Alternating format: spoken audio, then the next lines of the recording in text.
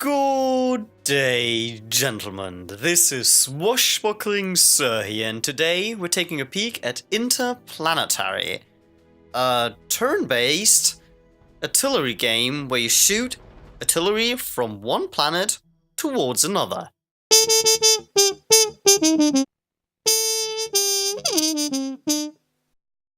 Currently, Interplanetary is on Steam as early access. It got greenlit. And it is a purely multiplayer game as of yet. And I would love to show you the online multiplayer, but there's no one playing. So that's a problem, obviously.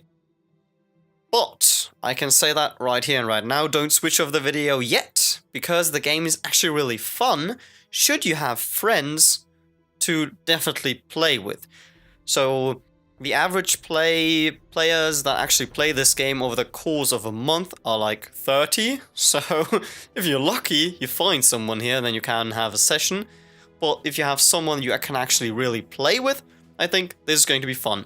Now, for this video, as I can obviously not, I can obviously not, just talk about the game while not showing you anything, I'm going to play a hot seat mode. And I'm here, this is Swash, and this is Mr. Sir. So, Swash Sir, let's face off. Now, this game runs in Unity, and the options are only presets, there's not much you can do. It runs at a solid 60 frames per second, and while the graphics are, solid, as you can see, this is the orbit we're fighting in here. It's actually the same orbit I fought earlier. Exactly the same. Huh. That's disappointing. Oh well. Yeah, it looks solid, and it's based in Unity. It uses the space preset of Unity. It is not, the most pretty game I've ever seen. The prettiest, actually, not the most pretty. Grammar, that's something that actually should be used. So, it's not too impressive. But the sound, the sound is okay. Now, what is it? We control, so we are Swash, the blue gentleman here. We don't need the tutorial. We have 5 different views. We have this overview here, which actually shows you the solar system. You have the build view, which zooms in onto your planet. And then you have different cities, and the goal is to destroy all the cities of the enemy planet, which is kind of horrible actually when you think about it. Now, I will go through the views first. You have the intelligence view, which actually shows you just the enemy. I don't have any intelligence yet, so I don't see anything. Which I find, not very good, but the intelligence system is not done yet, so they don't plan on having the intelligence system the way it is currently, so they plan on updating it, because you can't see anything here when you're supposed to, be able to find trajectories. And is this actually a city? Does this indicate a city? Maybe it does, and I'm just stupid, but that would be too much. There would be many cities. That can't be true. Okay, it doesn't matter. So this would actually, when you have sensors, would show you the enemy. Now, targeting, if I have guns, I could, target. This is what the game really shines at, and I will show you in a moment. And I will just, whatever, go for this. Research. This is the technology tree, and, this is all. The technology tree at this current state is just very dull. There's not much you can do, and I found that the asteroid division that you unlock here is just the most important thing ever. And all the other things can just, be discarded, because once you have this, it's just a super weapon you want to use maybe all the time. Well, balancing, it's an early prototype, whatever. Doesn't really matter, and I'm playing against myself. Now, let's switch to the planet view. I have 2 resources here. One is the energy, in the yellow, and this is what I get per turn, and this is the minerals, which are extracted from my planet. And you can build, let's say we start here. That sounds like a city you would find in Game of Thrones. Or, Song of Ice and Fire. Whatever you want. Now, you have As you can see, different buildings you can build. I can build a solar plant. I can build a mine, which actually mines resources. I can build a railgun, which I shall do. I'll connect it here, whatever. And I could have built defense if I would want to. Every building takes 1 turn to complete, so Swash's turn is finished. I'm going to skip through the turn. Oh, Citadel, that's the perfect way. This guy is going to build same stuff, 1 of each. No, go away. And as you can see, what I'm doing here, didn't explain that properly actually. What I do here is I connect power from different buildings. So the solar plant is actually going to produce power later on. And this way I can, you know, create power connections. And as you can see in the quarters below, this is the power connections that are available from this building. So let's end the turn here. Oh yeah, I have to select a technology. Let's just, for the sake of it, select another technology with this player, basically. So the Sir player. No, I don't want the tutorial. No, thank you. Well, there is a tutorial. It's just, you know, as you can see, text. But it's, you know, it's okay. You understand what's going on. It's not a very difficult game to understand. And actually, it's not actually difficult at all. If you know half what anything about physics, then you're going to have a, you know, at least for the basic shots, you're going to hit sometimes. And it feels great when you do. But, as you could see here, in the sequence that just happened, even when no one shoots and nothing is happening, you have to watch through the sequence. And since games tend to be rather lengthy, that can be really annoying, especially later on. So, I would really hope that there later on is the possibility to just skip the cinematic at the end if nothing is happening. That would be great. So let's just build all this stuff again that we can do. And now, as you can see, as I said, every building takes 1 turn to complete. I have a railgun. So I can actually move into targeting view, select my railgun number 1, and this is where the game gets interesting. Now, as you can see here, whoa, my camera is going nuts. Okay, that's actually not what I wanted to do. As you can see, the little green... Can I actually move a little over here? Yes, thank you very much. That would be great. So, as you can see, the green is where my railgun actually is on a planet, because, you know, planets are turning. So, this is where I actually would shoot myself. This would be dumb. I want to shoot the other planet. This is done since I have a really easy shot here. So I can go really close to the planet, which means I'm using less force, and I can go farther away, which means great force. So in this case, I don't want to use massive force, because the planet, when I, you know, shoot, is going to move forward. So actually what I try to do is use the right amount of force to kind of propel my shot into this orbital, and thus I'm probably going to hit him. Sounds good to me. So, let's do this. And the other planet here, so the Sir planet. The Sir planet is going to build stuff on this side here. The Sir planet is going to build a solar power plant.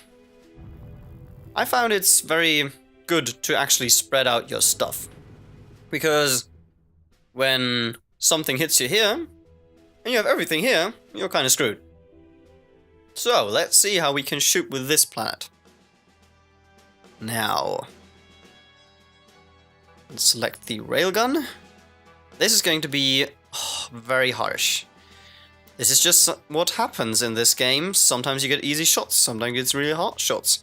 But I think that's also what makes the game so intriguing. I think just using full force and trying to hit him from behind might be the best thing I can do here. Let's see. Let's see. Let's do it from behind. Now we end turn. Basically, since this is a hot seat mode, And hit! Nice! And the other shot, does it actually orbit in like I planned? That looks good. That looks really nice. And... smash! Oh, that feels so great. Yeah, that's fun. I don't like that there. I would love if there would be like a cool cinematic actually following the attack and smashing into the planet. That would be amazing, but it feels pretty good when you actually manage to hit something. So, what do we have here now? Let's build another railgun. And that's actually it. Now we can shoot again. And as you can see, this is just what you do. This is basically... this is the game. And when you progress in the tech tree, you unlock new stuff and you get new weapons. And then you try to... well, you can also defend against weapons, obviously. But I found that this is usually not very useful, because the kinetic defense only has a chance to actually shoot down stuff, and the super weapons, which are actually the game deciders, can't be blocked by defenses, so that is not very useful, I think. But you know, I really like the setting up of the trajectories and then looking how the trajectories actually work out in the end, because, you know, the planets move and it's very interesting. Oh, I didn't think I would hit in the bottom here. Nice. And the other one. Oh, misses. Does it actually? Ah, shoot. I thought maybe it would, you know, fly back and hit the planet again in its own face, basically. Shooting and then hitting yourself, that would be not what you wanted to do.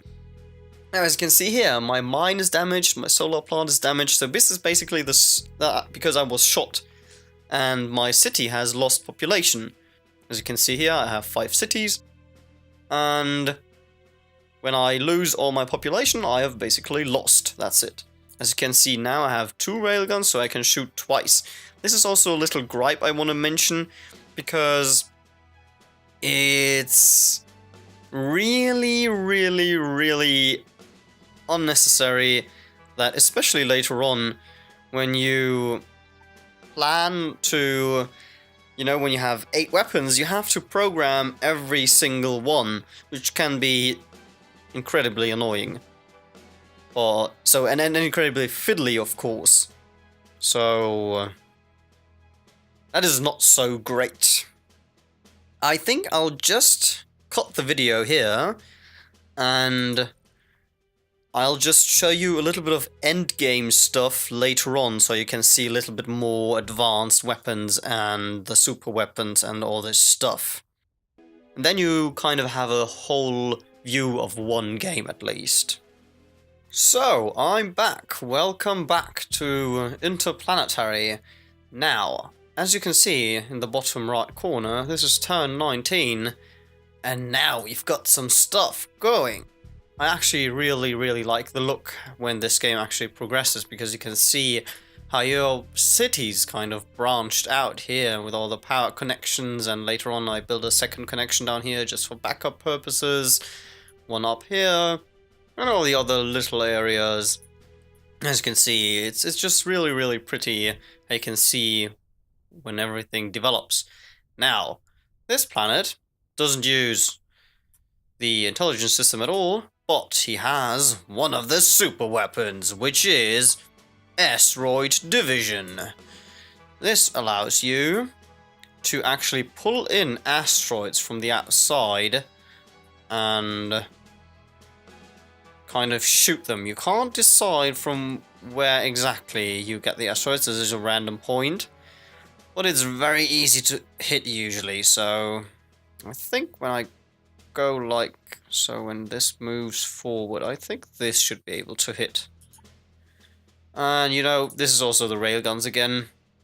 I will not program all the railguns. Oh, maybe I should. I should, and we'll cut it out later, just for you guys.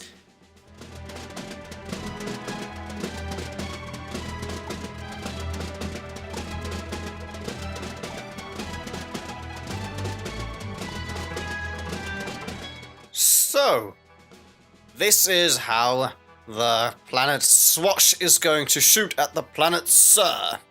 And looks amazing. Now, let us actually just select a random technology, it doesn't really matter. And skip to the other planet, because this planet actually used, I think, one of the other approaches you could do, which is... this planet uses a telescope array to actually scout the enemy, and then the planet uses laser primarily, and it also is equipped with a solar laser. So when you click here on the intelligence view, you see that I have all the structures available. It also depends, you know, if this planet would have counterintelligence, then this would be blocked partially. But since this planet is dependent on laser, it's very important that you see the structures, because just hitting the planet's surface doesn't do anything. So, what does the laser do? Let's actually start with a laser. The laser... hopefully I can hit... yeah, okay. The laser, you know, unlike it actually should be, because, you know, speed of light, it is an instantaneous weapon, and it's very precise, as you can see. So I can just click the planet, so the enemy planet, then I get a zoom in, I can actually choose where to shoot, so I can actually very precisely shoot at this city, which is just great, because this is what you are aiming for. You are planning to destroy cities, you are planning to murder innocent civilians. So, that is apparently something. Also, as you can see, every weapon costs energy to fire. The laser is almost twice as expensive as the railgun. The solar laser is like a laser, but no, I cannot shoot it. Oh, well, that's too bad. The solar laser has its very own orbit inside here, and it's basically a super laser that actually hits an area. So, since I can't actually do this, I'm going to show you the missile. The missile is very, very interesting, I think.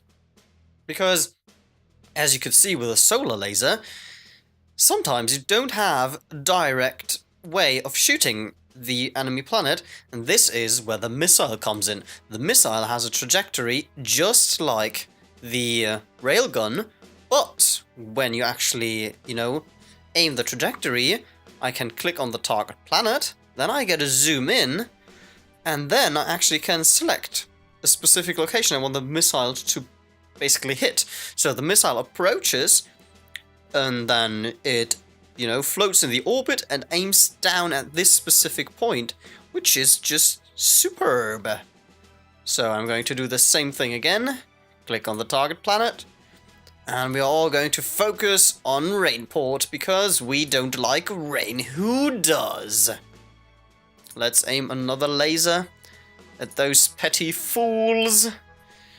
Let's see what destruction we can make out of this. And the last laser. That's just for the sake of it. Oh, we can't hit it because it's not in range of the laser. Well, apparently Rainport it is again. Well, that looks frightening, doesn't it? It looks grand. Now, let's take a look at how it processes. You will see that at first the laser is going to hit. It's going to be instantaneous. It's a guaranteed hit. When it finally has calculated this very complex matter, waiting for other players, it's not actually true. What is happening? They said, oh, okay. So, as you could see, laser went in. These are the shots I've programmed from the other planet. They're totally not going where I wanted them to go. Oh, there comes the asteroid. Oh, it misses. Darn it, baby. And if you have also taken another peek while everything is happening at the same time, the Rainport actually got destroyed. Ouch. So when I look at this, one city just eradicated, which is obviously horrible. So now, since one city is destroyed, you have to reconnect the power properly. So this, clear the connections here. This should be connected to this power plant. Then I can create another connection here. I can create a connection up here. And well, those two mines, I don't see a way without actually building... Oh yeah, right. I have to clear the ruins. That actually costs a little bit of resources, but that is fine. And this is basically how you would rebuild once you get hit. And, you know, then you can just do it again. Just build up your planet. And, you know, obviously you would want to, you know, try to defend your cities, but that is not possible when you get scouted. So what you can actually do is, which I think is very stupid, you can fight the intelligence with a counter-intelligence, and then everything for the enemy, so when you outscale him basically, and he doesn't see anything, or when you destroy all his scanners, all intelligence just fades and the planet is empty. I mean, how does that make sense? This is just, once you know where a city is, you should have at least ghost images. That you don't know the actual current state of the city, okay, I can understand. But you know, because this is just what makes lasers really, really horrible in current state, because you need to know where the cities are, because else you just won't do anything. And yeah, that's just it. That is, ladies and gentlemen, I actually said ladies this time. I'm amazed. This is Interplanetary. I'm going to shoot one more round of these beautiful weapons. So the solar laser is going to hit now. This is what I wanted to show. Oh, I only can hit Rainport again. Can I hit something else? No, this is not in range. Can I hit... Oh, Rebal. I'm sorry, you are going to get hit, son. Okay, I'm just going to fire the two main weapons so that you can see the effect. Maybe I should shoot the other laser too, just so you can see the difference. So let's do that. And click this. So basically, this would be now the destruction of Rebal, if I would program everything, but I don't want to, I don't plan to. So, now, we have the asteroid weapon incoming. I think it might hit this time. Let's see. Yeah, I think it's going to hit. Oh, that's brutal. Oh no, it missed again. Oh, I'm so bad. No, it partially hit again. Okay, that's okay. It's just beautiful to look at, and it's so satisfying when you actually manage to hit these trajectory weapons. It's great. It's really great. I just wish that there are actually more people playing this game, so there's actually, you know, someone to play against. Because since you can't play against someone in the current state because no one's playing it, there's just no point in buying it. And that is kind of sad. Well, there's not no point. There is a point when you have someone to play it with. I think then it's fun in its current state already. So, that is it, gentlemen. This is Interplanetary. Thanks, as always, for watching. Have a great day. Goodbye.